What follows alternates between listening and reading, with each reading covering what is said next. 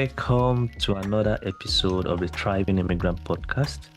I'm so grateful to God for the opportunity to host you once again today. And I'm thankful to you too for your support, for subscribing, for sharing, for tuning in, for all your support. Thank you so much. And if you are just tuning in for the first time, I want to say welcome to my channel. Welcome to the Thriving Immigrant podcast. Please do me a favor, subscribe, share this with a friend, share this with someone that you think will appreciate this message. So today, my guest is my thriving immigrant. Today is Faith Oloruntoba.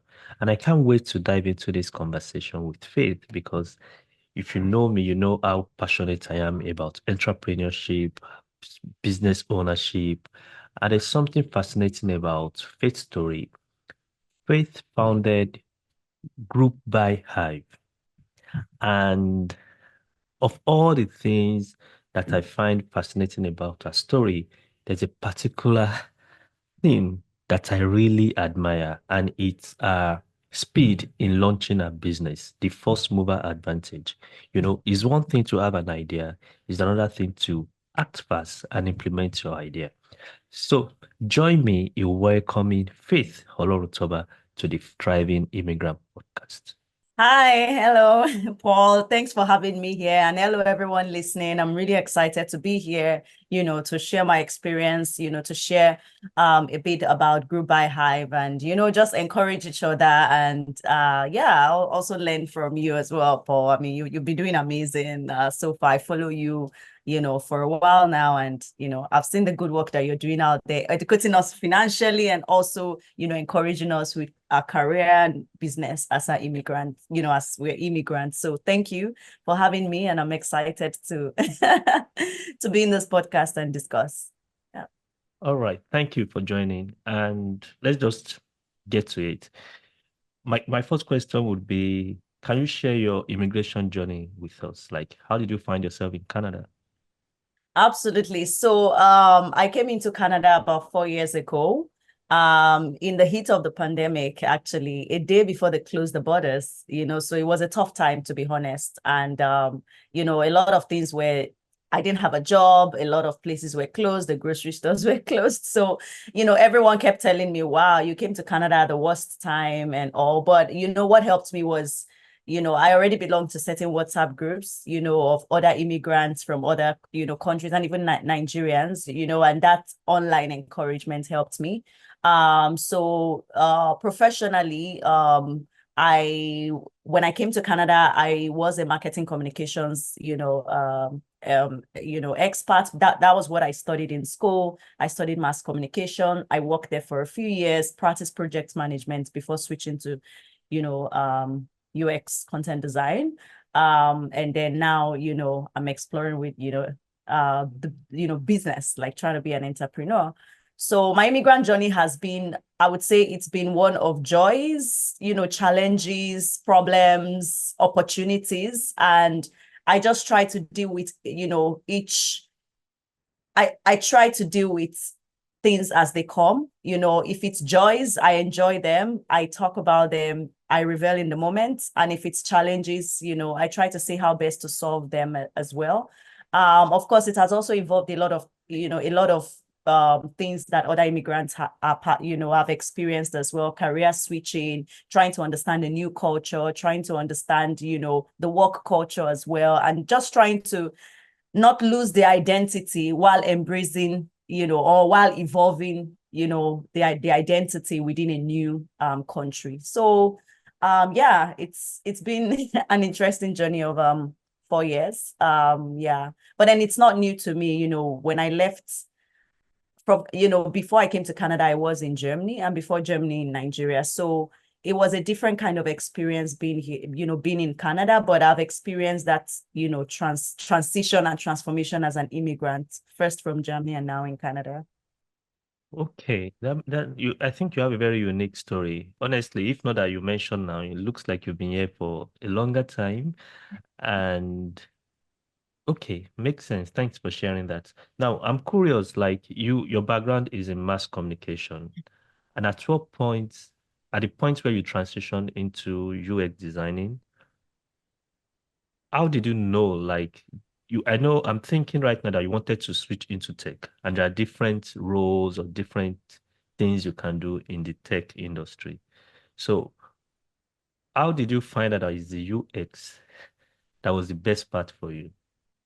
Or what So inspired you to transition into UX designing? thank you. So I'm a believer in, if you want to do something, just do it. Try. If you're happy doing it, you continue. If you're not happy, at least you've answered that question. So, right, I mean, many years ago, I really wanted to, go into tech. I'll tell you, after NYSC, in Nigeria, my first encounter with design was Adobe Photoshop. I learned Adobe Photoshop in a place called New Horizon at Ikeja, and I really loved designing with colors, and um, but my family felt, okay, you make more money in marketing, focus on marketing communications. And also I left that. As I kept working in marketing communications, I tried, I had a couple of developers who were my friends. So I tried to learn HTML, CSS, and JavaScript. And I learned it to the point where I was able to build a website, but I didn't enjoy doing it. So I switched again. I was just taking those courses and working on like life projects with, volunteering. And that's how I'm able to gauge whether I enjoyed it or not. So I switched again and I didn't enjoy it. Then I switched again to, marketing, like digital marketing, the analytics part, working with, Google Ads, Google Analytics and all. And it's very valuable. I saw the value of it in business, but I also did not enjoy it. So at a point, I just took some time away to discover myself. Of course, while still doing my full-time job, but just asking myself, what exactly is it that I love so much? I love communicating, I love talking, but I also love design, like working with colors, that visual aspect. So I just did a bit of research, and let me be honest with you, that was how I stumbled on UX design. I just went on Google. At that time, ChatGPT was not there, right? So I went on Google and I'm like, what kind of career can somebody who loves content and communication plus design plus tech, what kind of career should they pursue? That was all I asked Google. And I saw a list: interaction design, UX design, content design, like different design related. And there was even one of, analytics, but you're designing the dashboard rather than, analyzing the data behind, back end, right? So a bit of visual data analysis. So that, so I was able to streamline, because tech is so broad. I even tried my hand on cybersecurity. I Okay. attempted to do, yeah, I attempted to do the Toronto Metropolitan University. I attempted to do the cybersecurity course, but I didn't enjoy it. Like, I took the first set of tests and I passed, but I didn't enjoy it. I knew I was not going to enjoy it. So when Google told me those limited set of results, I just narrowed it down to, okay, I'm gonna try UX design and, content design and merge both together. And I started it and I started working on live projects and I fell in love with it. And I'm like, okay, this is my thing. So it comes with a series of trial and error testing, and then you find the path that is really you. So I would say, when switching careers, it's just important to have that open mind, to say, okay, I like this one. They say it's lucrative. They said, it works, it pays money. It's kind of what I like. Then I'll try it. If I like it, I stay. If I don't, then I switch again. So that was how now I'm in, UX and I'm enjoying it. It's very nice. It's very valuable in creating products that users would find engaging and enjoy. Yeah, I love how you explained your transitioning. And I think one of the things that I like most about your story is the fact that you were able to identify let me say, your strength, and thinking about how to maximize that strength. Yeah. And you even going on Google to, like, okay, this is my strength. This is what I know I love to do. This is my passion. How can I make money? Or what do you think I can do with this? Which makes sense. And s- and I'm thinking now that you're an entrepreneur, would you say that all these skills that you've gathered from mass communication your HTML, CSS, and all that you've learned, do you think they were like an asset when you were trying to start your business? Do you think they gave you like extra? Uh, uh, do you understand my question? Like, if you had not done all these things, if you had not laid your hands on all these things that you've done, would you uh would it have prevented the kind of progress that you've made?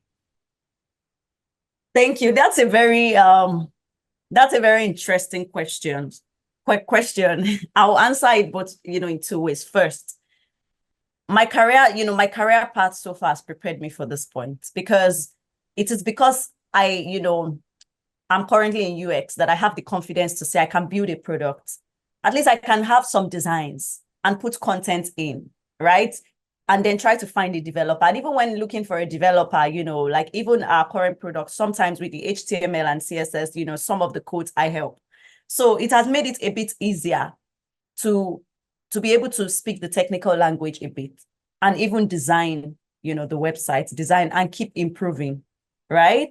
I would say my marketing and communications background has also really helped.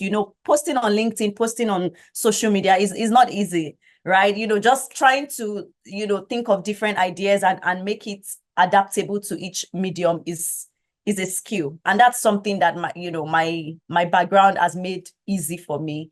There is a public relations side as well, right? I know that there are certain optics that are important for business.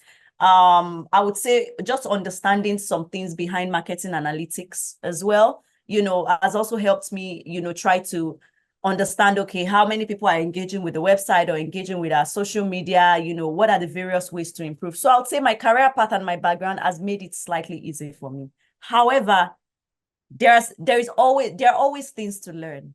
And technology keeps changing. Our customer needs keep changing. Sometimes they may be really into you, but into your product, and sometimes they may just switch off and you may not know why. So I would say that yes, it has made it easy, but for anyone who has not had that multiple experience in different career paths, they can still do it as long as they are open to learning, as long as they are open to they have this open mind to say, okay, I would learn this, or I would work with somebody that is really good at this so that I can leverage their knowledge and skills to make this product work or to bring it to life, right? So it's both ways. It has made it easy, but if you don't have any of it, like there are successful entrepreneurs who have built huge companies and they didn't really know much, but they just had that open mind and that humility to work with more experienced, more knowledgeable people, and they were able to build it. So yeah, it's both.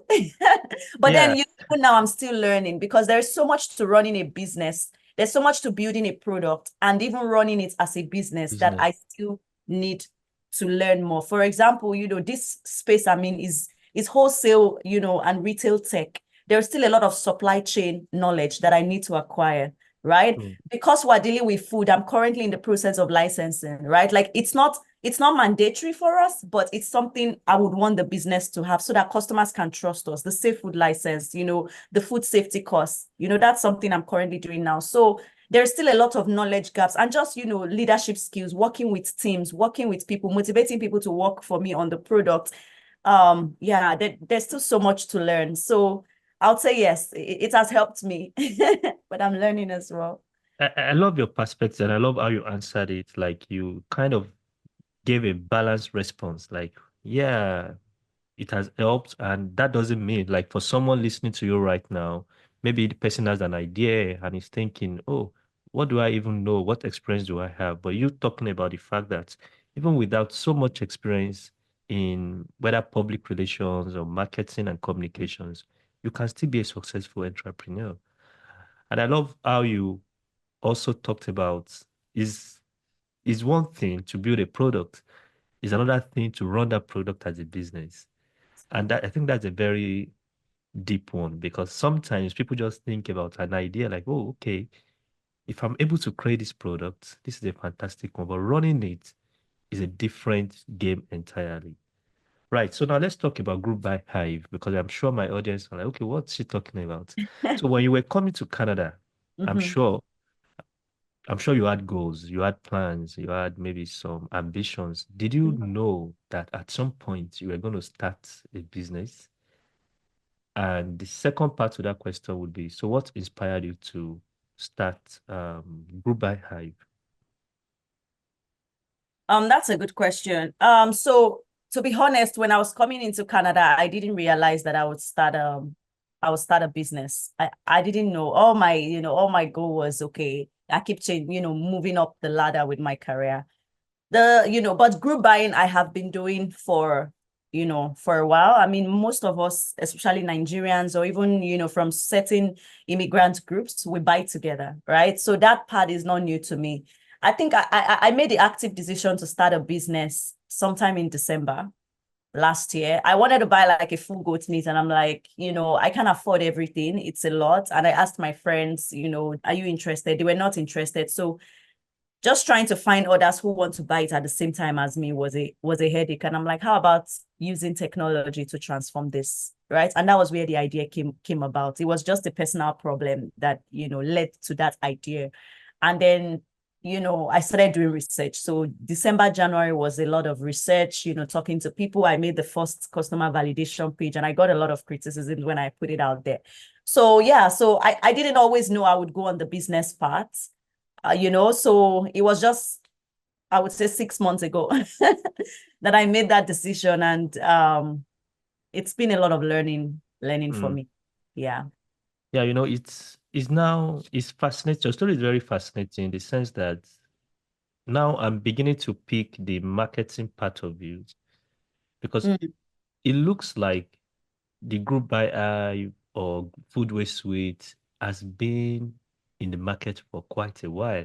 But now that you're saying it's just 6 months old and this is like July, I don't know, but somehow I've been seeing everything about foodway suite, foodway suite. Yeah, And I'm like, this idea should be at least 2 years old, not 6 months. But you've been posting online, you've been sharing your idea on LinkedIn, on Instagram. Somehow everybody has been seeing it. Like at least people that follow you, they've been seeing what you are doing. And that's a testament that yeah, you having that background in marketing and all that is a big plus to what you are doing. Okay, thank you. now Mhm. to you recently pitched at a collision event and you Yeah. won, which is a big deal. So congratulations on that. When you were planning to do that, and it's interesting that I'm asking this question because now that you just mentioned that Food Waste Group by Hive is 6 months old, I'm just trying to imagine the kind of confidence that you had because at the time you probably applied for that pitching event, maybe the idea was just 2 months old. Yeah. Maybe the idea was just 2 months old. So it takes a lot of guts to like say, okay, now let me pitch, let me register for this event and give them my pitch and see what's going to happen. So when you were planning for it, I have like two questions. First of all, did you know you were going to win? And secondly, how did you feel when you won? And what would you do differently if we're going to like pitch yourself again? That's a very good question. So first of all, I noticed that in my previous question, I did not even talk about group buy hive, about what it is exactly. So before I, so just for the purpose of, our audience to know what it is. So group buy hive, we used to be food waste suites, but now we have added food waste suites as a brand under group buy hive. So food waste suite will be all our grocery, like food related grocery category, but group buy hive will be the business name. And group buy hive is, essentially an online platform where people can, automatically buy groceries and other items in bulk together with others, split the payment and the quantity right there online. And, in that way they are saving. So we are automating the process of group buying and we are trying to, help customers get direct to suppliers and manufacturers and farmers, so they get the best quality of, of produce, of, groceries and other items at affordable costs, right? So trying to pull resources together so that we can get groceries very affordably, just the same way people come together to save, and there's always power in coming together as a group. So, customers don't need to know, like, what we are pushing is that as a customer, you don't need to know the other person to be able to trust that you both can group buy the same product, right? We can facilitate it online. So that's what GroupBuyHive is all about. Yes, and you're right. It takes a measure of confidence to go pitch in such a big, event. It's the biggest. I think it's the biggest tech event in Canada and one of the top 10 in North America. Like you have a lot of people from the US who also come. So yes, I did not know I was going to win. But one thing about me with opportunities is as long as I can meet the deadline and I qualify, I'm applying. Let the people who are in charge tell me I'm not qualified or I'm not eligible, but I will not disqualify myself because of fear or because I feel I'm not ready, because sometimes we may feel we're not ready, but truly we're ready, right? So I've been talking about GroupBuyHive, food waste suite for a while, so I just felt okay, I need to also test it, because each time you talk about the idea, each time you have a business idea and you talk about it, you're testing it, people are asking you questions, you're going back with those feedback, and that's what has helped us so far to evolve. And I think we're going to get better at how we satisfy our customers and all. So yeah, I did not know I was going to win, but I really I tried my best to prepare for it with the help of also my team as well. They gave me some suggestions, the angles to say, the audience. When you pitch, you have to look at your audience. The kind of audience you have would determine how best you pitch, right? So it might be investors, it might be your customers from a certain demographic or a certain socioeconomic status, right? So tailoring the message, so that it can appeal to them is very important. And also, just being confident to answer questions, like know enough about the business to be able to answer questions that results from the pitch. So I'll say yes. I didn't know I was going to win, but I'm excited I did. Yeah. The second question was, what would you do differently if you were going to pitch again? Launch first. Okay. Have the product. So we were supposed to have launched by collision, but we encountered some huge technical, challenges. That's another story for another day. And that's some of the things that could break an entrepreneur. That's where resilience comes in. When I was pitching, my heart was in pain because we were supposed to have launched the product by then, right? It was a huge crowd of people. We needed to demonstrate the product. So what I would do differently would be launching and just demonstrating it. As I'm talking, I tell you, okay, go on this site, click on this. Can you see, so that way people can visualize what they are seeing as I pitched, right? I would say that would be the only thing I did differently, to be honest. But you still won. Exactly. Yes. In fact, we actually won the people's choice. So, wow. you have the one where, the judges would choose, but you have the one where the people would choose first, like everyone listening. So the most voted of all was us, and we're excited for GroupBuyHive.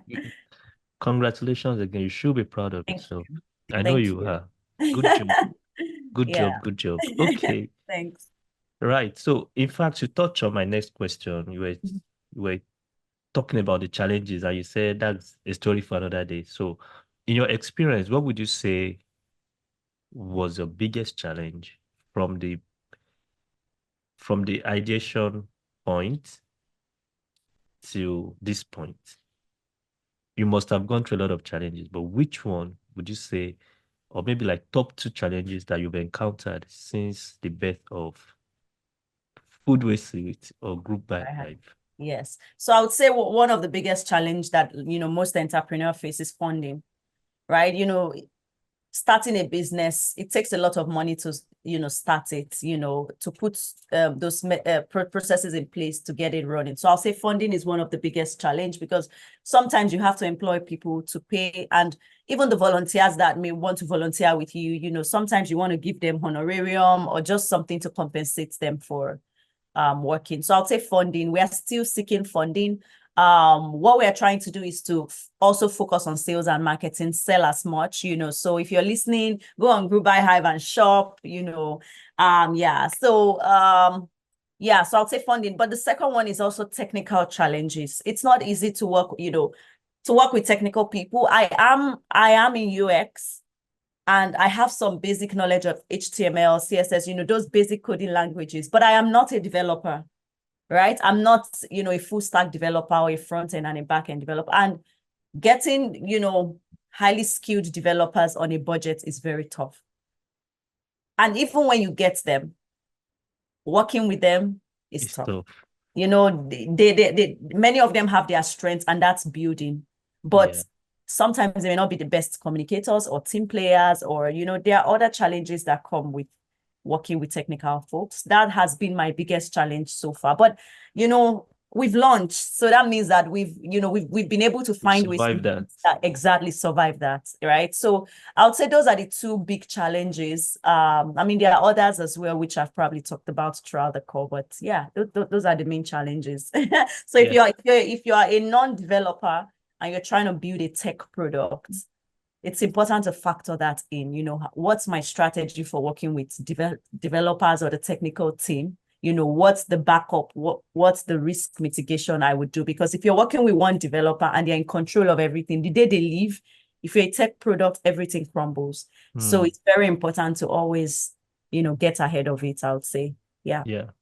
I think that's a very powerful one that you just shared, because I also work in the tech space, and I know how developers can be.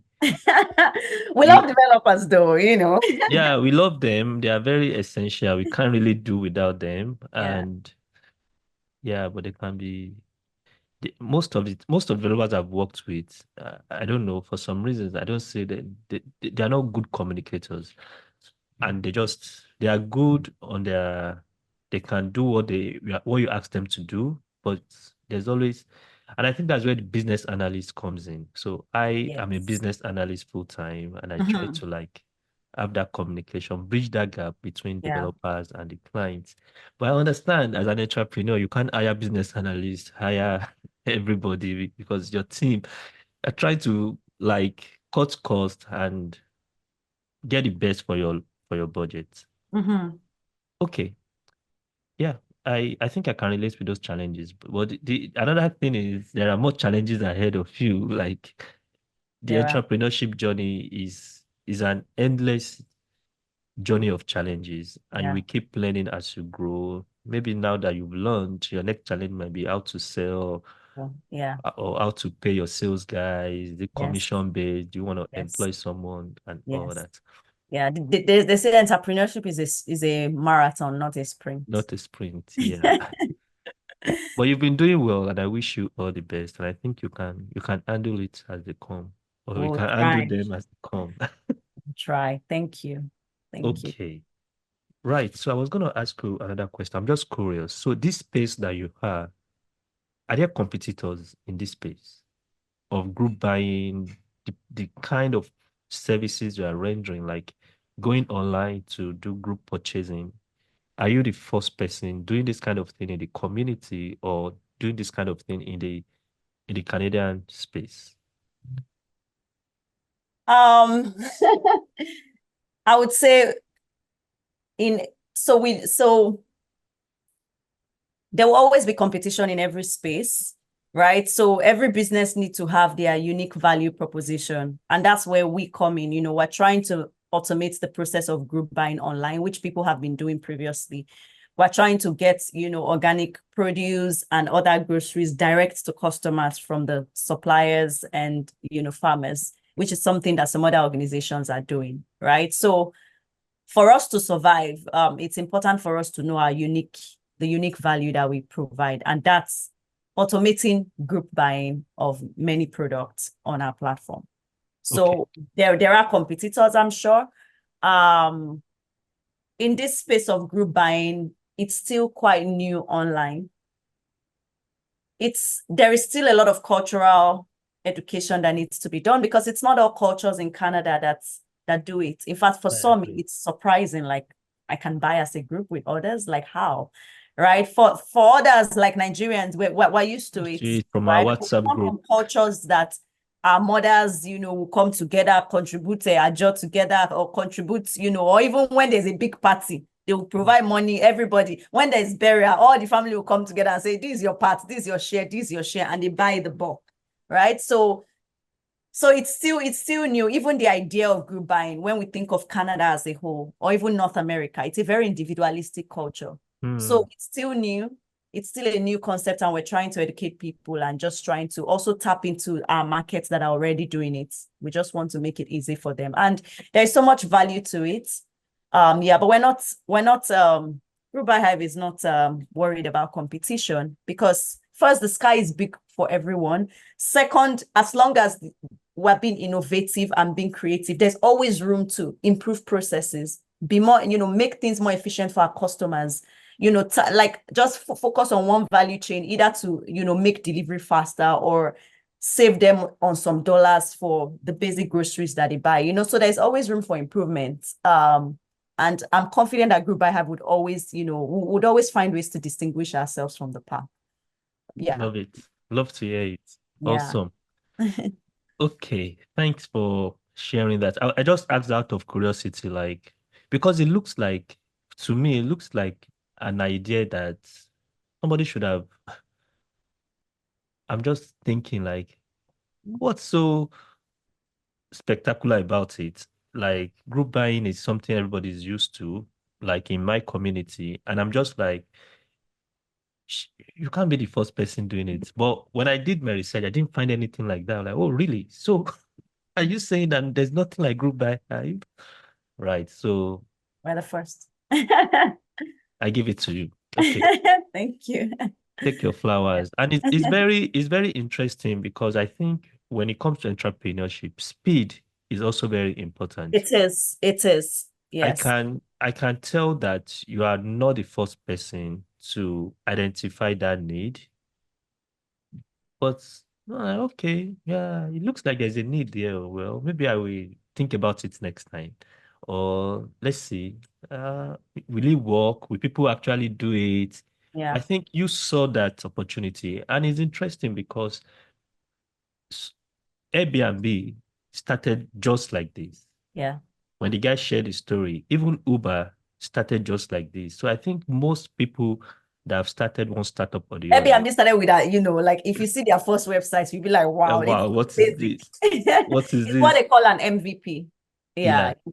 I was Basic. listening to the guy's story. He said they launched and failed 3 times before in one year. They kept launching and they kept failing. They kept launching and they kept failing. And the idea looked very stupid to every other person. And they were like, are you guys okay? Like what you think I will allow strangers to come to my house? Or Yes. so he said when he was sharing the idea with different people, they were all giving that response, like, you think I'm gonna open my house for strangers to come use my furniture and all that? But now it's probably one of the biggest companies in In the fact, for world. some people, they think of Airbnb first before hotels and others, Yeah, yeah, Yeah. And it's making people, it's also helping the economy, because people that have homes absolutely. and, make money off it, it's a great platform. It Yeah. is. It That's is. what we're also trying to do as well. you know. Yeah. We still Okay. have a lot of, ideas that we're going, or a lot of value proposition for different categories of our customers, which we would progressively get into. But, we've launched and we've started. So Yeah. yeah, so we're encouraging everyone to go on groupbuyhive.com, shop, buy your products together with others. You see the number of buyers required per each bulk items. We are currently offering free shipping for anyone within the GTA if you buy items over $100. Okay. We have a, special discount code, for our subscribers. So if you subscribe, you get the discount code as well. Right, right. Yeah, Okay. yeah. Thank you for sharing that. So, right, if you can, if you are listening to me right now, please, one of the ways we can support ourselves is to patronize whatever we are offering. So now one of us is offering this service, and everybody needs grocery, everybody needs to eat. You all buy food Yes. items. So look at it from this angle. Instead of going to whether it's Walmart or Freshco, you spend 2, 3 hours. You may not spend up to 2 hours, but you spend 30 minutes to 1 hour to pick some items that you will not even get the same cost Yeah, the effectiveness on. pricing, yes, So the yes, pricing is different here. it's different. Yeah. Apart from the And fact the that quantity as well. the quantity too is different, right? So you have nothing to lose. In fact, you have a lot to gain To by save. visiting by Exactly. By visiting Group Buy Group by Hive, Hive, because yeah, you get more quantity yeah, for for less cost, for because less cost. so we are like wholesale that go directly to customers. We are, cutting off the retailers or the, those that sell in bits. And Beautiful. yeah, you save a lot. You save So a lot. And you enjoy free delivery for yes, $100 within the GTA, yeah, within the if you order GTA. above $100, free shipping. Free shipping. And we are working on certain strategic partnerships right now, which I'm not going to mention now because we're still working on it. But our goal is also to get our product even faster to Okay. you. Right. Yeah. So Beautiful really, conversation. So I'm loving it. And yeah. I'm sure we bring you back to the Thriving Immigrant podcast. I Thanks for. just want to like ask you, where do you see Group by in the next 5 years? Let's say 5 years. 10 years is a long time. Let's say 3 to 5 years. Yeah, in the next 3 to 5 years, we want to be, you know, um, one of the leaders in group buying. Can you hear me? Yes, I can. Okay, great. We want to be one of the, leader, like the top leaders in group buying, in the group buying experience across North America and eventually the world. That's our big dream in the next 3 to 5 years. It's ambitious, but gradually we'll get there. In the next 3 to 5 years, we want to have helped our customers save at least 50,000 on their grocery purchases, because if you can save up to 50% regularly when you buy your groceries, you're looking at saving up to 5,000 in a year, Hmm. right? Or even up to 10,000 if you buy so much for a big family. In five Right. years, you save up to 50,000. That's a lot of money. So we want, so that would be our goal also, to help people save as much. And then the third would also be to be so valuable that more investors can invest and trust us, and also, attract the best talents to come work with us. I would say Awesome. that's our vision Okay. for the Nice next vision. And years. nice. Right. So it's been an amazing time with you, Faith. I'm really excited about what you are doing, and I'm so, so proud of you, Thank right? you. So on this note, I would say, please let's support Faith and her team. Visit groupbuyhive.com. Yes. Enjoy the free delivery for $100 for any purchase above $100 $100. if you are in Yeah. the GTA. And you can Yes. subscribe to their newsletter to also enjoy, I think, 20% discount. Yeah. It's actually 10% Okay, discount. it's 10%. Yeah, it's Sorry, guys. 10% I'm not discount. adding extra 10 to it. And we'll It's give you updates, you get news about, what we're adding and all. Yeah. Yeah. And what Yeah. do you stand to gain if you don't support your own? So let's support Faith. She Exactly. has put in a lot of Exactly. work. She's put a lot of effort. She's online. Every time I open LinkedIn, I see your post. If I go on Instagram, I see your post. And I'm really, I would say I'm proud of the energy that you are putting into the business. And that's why for me, I feel like you've been doing it for quite a while. Like when you now mention like 6 months, like, oh, really? Are you saying that it's just 6 months that I've been saying food way sweet, food way sweet? So kudos to you. Well done. Well done. Thank you. Appreciate it. Thank you Right. for having me as well. Yeah. And well You're done for welcome. spotlighting us immigrants and what we're doing, the amazing work. It really matters to me. And I appreciate it. And I appreciate you all listening. Yeah, you're welcome. And on behalf of the audience, we say thank you too, and you're welcome. But Thank my you. final question would be, I usually like to ask this one. What is the most powerful piece of advice that you've ever received, or you think is the best advice you've ever gotten? Be afraid, but do it anyway. Okay, that's a good place to to stop the show. All Conquer right. your fears and just do it. Be afraid, but do it anyway. And I think your story, if you are going to title the story of your life, it should be afraid. and do it anyway, because Yeah, looking at your background from mass comm to everything that you've done is very fascinating. thank you. Okay. On this note, I would like to say thank you to everyone. Until I come your way again, stay thriving and stay happy. Bye.